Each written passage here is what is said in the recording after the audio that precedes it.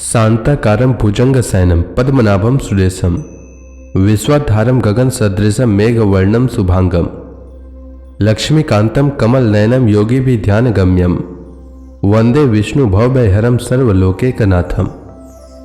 मंगलम भगवान विष्णु मंगलम गरुड़ध्वज मंगलम पुंडरीकाक्ष मंगलाय तनोहरि। ओम नमो भगवते वासुदेवाय। आज का दिन आप सभी के लिए मंगलमय हो। एकादशी के दिन जो लोग उपवास रखते हैं और सच्चे मन से विष्णु भगवान की पूजा करते हैं उन्हें जीवन में अच्छी सेहत सुख समृद्धि प्राप्त होती है। सटतिला एकादशी के दिन सटतिला एकादशी व्रत कथा जरूर सुनना चाहिए, साथ ही दूसरों को भी सुनाना चाहिए। इससे भगवान श्री हरि प्रसन्न होते हैं और हर मनोकामना पूर्ण करते हैं। तो आइए सुनते हैं सटतिला एकादशी व्रत कथा। सब धर्मों के ज्ञाता, वेद और शास्त्रों के अर्थ ज्ञान में पारंगत, सबके हृदय में रमन करने वाले श्री विष्णु के तत्व को जानने वाले तथा भागवत परायण प्रहलाद जी जब सुखपूर्वक बैठे हुए थे उस समय उनके समीप स्वधर्म का पालन करने वाले महर्षि कुछ पूछने के लिए आए।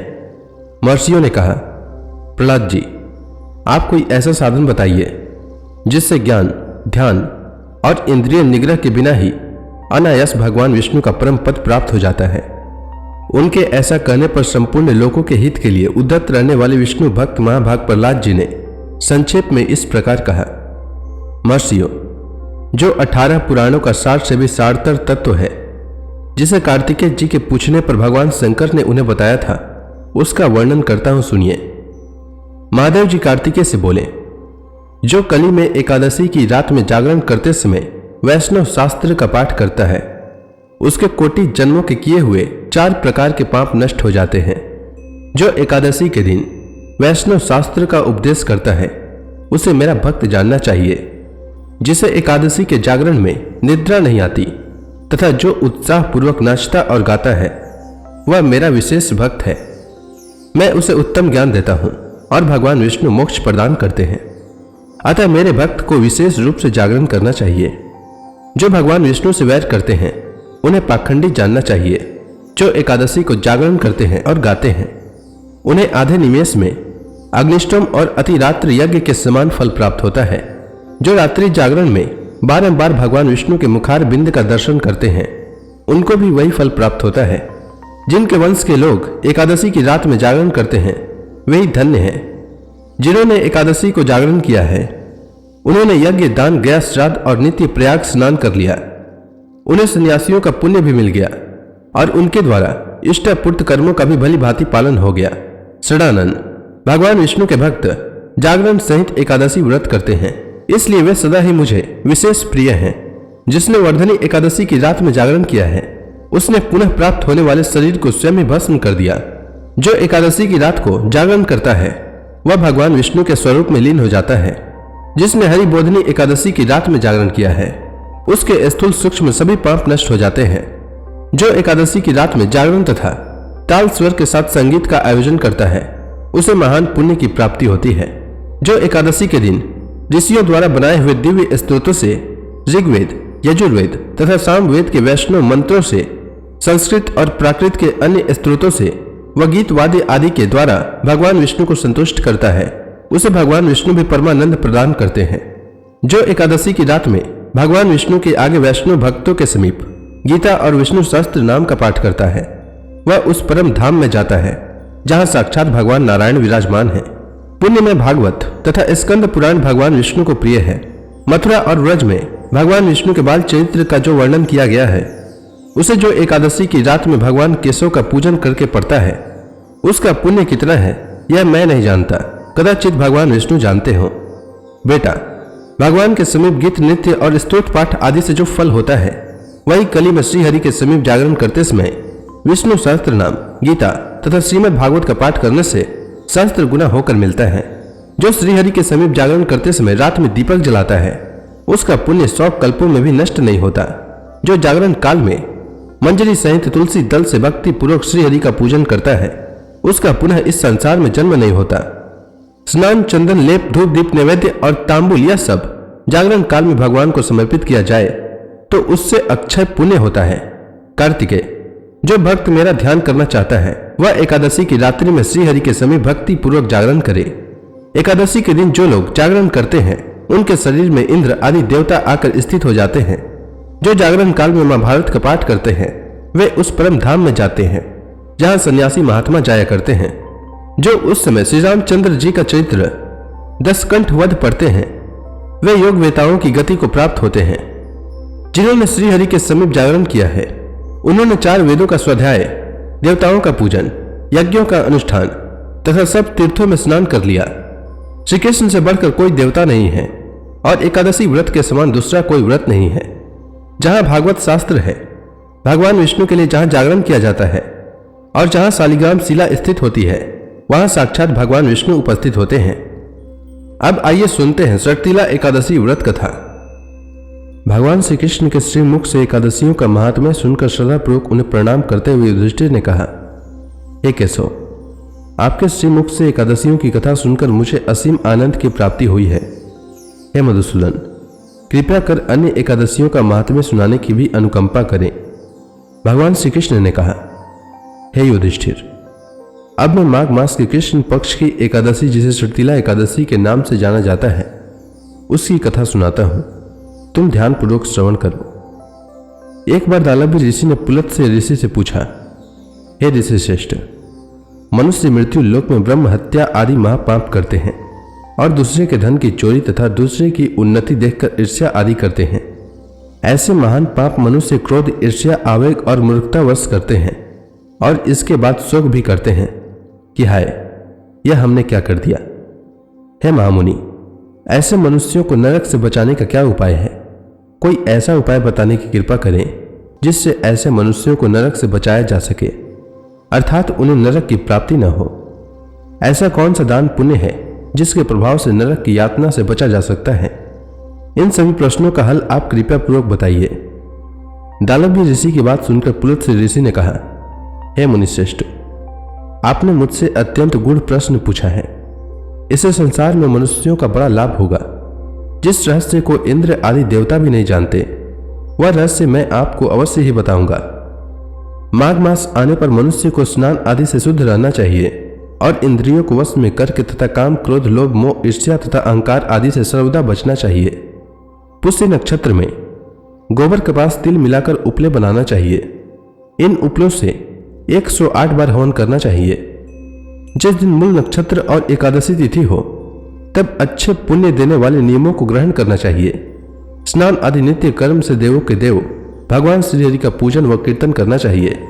एकादशी के दिन उपवास करें तथा रात को जागरण और हवन करें। उसके दूसरे दिन धूप दीप नैवेद्य से भगवान श्रीहरि की पूजा अर्चना करें तथा खिचड़ी का भोग लगाएं।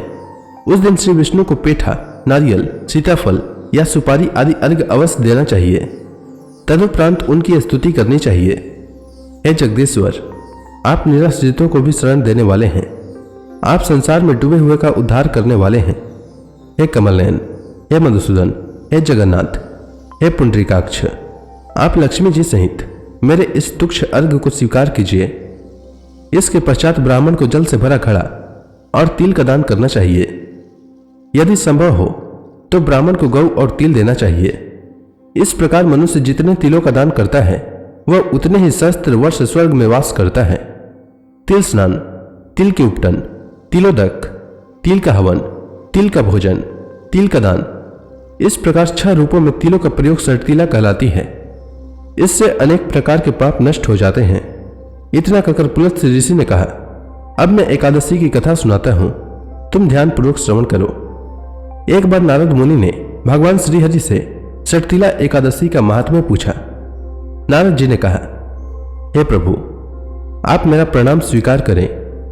षटतिला एकादशी के उपवास का क्या पुण्य है, उसकी क्या कथा है, कृपया कर मुझसे कहिए। नारद जी की प्रार्थना सुन भगवान श्रीहरि ने कहा, हे नारद, मैं तुम्हें प्रत्यक्ष देखा सत्य वृतांत सुनाता हूं, ध्यानपूर्वक श्रवण करो। बहुत समय पहले मृत्यु लोक में एक ब्राह्मणी रहती थी। वह सदा व्रत उपवास किया करती थी। एक बार वह 1 मास तक उपवास करती रही। इससे उसका शरीर बहुत कमजोर हो गया। वह अत्यंत बुद्धिमान थी। फिर उसने कभी भी देवताओं तथा ब्राह्मणों के निमित्त अन्न आदि का दान नहीं किया। मैंने चिंतन किया कि इस ब्राह्मणी ने उपवास आदि से अपना शरीर तो पवित्र कर लिया है तथा इसको वैकुंठ लोक भी प्राप्त हो जाएगा, किंतु इसने कभी अन्न दान नहीं किया है। अन्न के बिना जीव की तृप्ति होना कठिन है।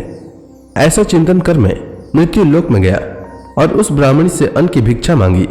इस पर उस ब्राह्मणी ने कहा, हे योगीराज, आप यहाँ किस लिए पधारे हैं? मैंने कहा, मुझे भिक्षा चाहिए। इस पर उसने मुझे एक मिट्टी का पिंड दिया। मैं उस पिंड को लेकर स्वर्ग लौट आया। कुछ समय व्यतीत होने पर वह ब्राह्मणी शरीर त्याग कर स्वर्ग आई। मिट्टी के पिंड के प्रभाव से उसे उस जगह एक आम वृक्ष सहित घर मिला, किंतु उसने उस घर को अन्य वस्तुओं से खाली पाया। वह घबराई हुई मेरे पास आई और बोली, हे प्रभु, मैंने अनेक व्रत आदि से आपका पूजन किया है, किंतु फिर भी मेरा घर वस्तुओं से रिक्त है। इसका क्या कारण है? मैंने कहा, तुम अपने घर जाओ और जब देव स्त्रियां तुम्हें देखने आए तब तुम उनसे षटतिला एकादशी व्रत का महात्म्य और उसका विधान पूछना। जब तक वे न बताएं तब तक द्वार न खोलना। प्रभु के ऐसे वचन सुन वह अपने घर आई और जब देव स्त्रियां आई और द्वार खोलने के लिए कहने लगी, तब उस ब्राह्मणी ने कहा, यदि आप मुझे देखने आई हैं तो पहले मुझे षटतिला एकादशी का महात्म्य बताएं। तब उनमें से एक देव स्त्री ने कहा, यदि तुम्हारी यही इच्छा है तो ध्यान पूर्वक श्रवण करो। मैं तुमसे एकादशी व्रत और उसका महात्म्य विधान सहित कहती हूं। जब देव स्त्री ने षटतिला एकादशी का महात्म्य सुना दिया तब उस ब्राह्मणी ने द्वार खोल दिया। देव स्त्रियों ने ब्राह्मणी को सब स्त्रियों से अलग पाया। उस ब्राह्मणी ने भी देव स्त्रियों के कहे अनुसार षटतिला एकादशी का उपवास किया और उसके प्रभाव से उसका घर धन धान्य से भर गया। अतः हे युधिष्ठिर, मनुष्यों को अज्ञान को त्याग कर षटतिला एकादशी का उपवास करना चाहिए। इस एकादशी व्रत के करने वाले को जन्म जन्म की निरोगता प्राप्त हो जाती है। इस उपवास से मनुष्य के सभी पाप नष्ट हो जाते हैं। इसलिए मनुष्यों को षटतिला एकादशी का व्रत अवश्य करना चाहिए। तो प्रेम से बोलिए भगवान विष्णु की जय, श्री कृष्ण भगवान की जय, समस्त देवी देवताओं की जय। अब आप सभी भक्तगण हाथ जोड़कर भगवान श्री हरि का ध्यान करें। आरती होने वाली है। ओम जय एकादशी माता, मैया जय एकादशी माता। विष्णु पूजा व्रत को धारण करके, विष्णु पूजा व्रत को धारण करके शक्ति मुक्ति पाता। ओम जय एकादशी माता। तेरे नाम गिनाऊं देवी, भक्ति प्रदान करनी, भक्ति प्रदान करनी। गण गौरव की देनी माता, गण गौरव की देनी माता। शास्त्रों में बरनी। ओम जय एकादशी माता। मार्गशीर्ष कृष्ण पक्ष की उत्पन्ना, विश्व तारणी जनमी। मैया विश्व तारणी जनमी। शुक्ल पक्ष में हुई मोक्षदा, शुक्ल पक्ष में हुई मोक्षदा। मुक्तिदाता बन के भरमी। ओम जय एकादशी माता। पौष के कृष्ण पक्ष की सफला नामक है। शुक्ल पक्ष में होए पुत्रदा, आनंद अधिक रहे। ओम जय एकादशी माता। नाम षटतिला माघ मास में कृष्ण पक्ष आवे। मैया कृष्ण पक्ष आवे। शुक्ल पक्ष में जया कहावे, शुक्ल पक्ष में जया कहावे। विजय सदा पावे। ओम जय एकादशी माता। विद्या फाल्गुन कृष्ण पक्ष में शुक्ला अमला की। मैया शुक्ला अमला की। पाप मोचनी कृष्ण पक्ष में चैत्र महाबली की। ओम जय एकादशी माता। चैत्र शुक्ल में नाम कामदा, धन देने वाली। मैया धन देने वाली, नाम बरूथनी कृष्ण पक्ष में बैसाख माहवाली। ओम जय एकादशी माता, शुक्ल पक्ष में होए मोहिनी, अपराध ज्येष्ठ कृष्ण पक्षी।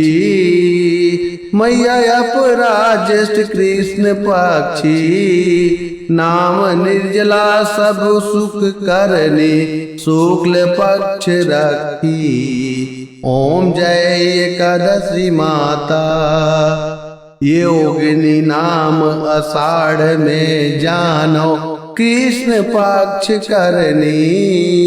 मैया कृष्ण पक्ष करनी, देव सैनी नाम कहायो, शुक्ल पक्ष धरनी।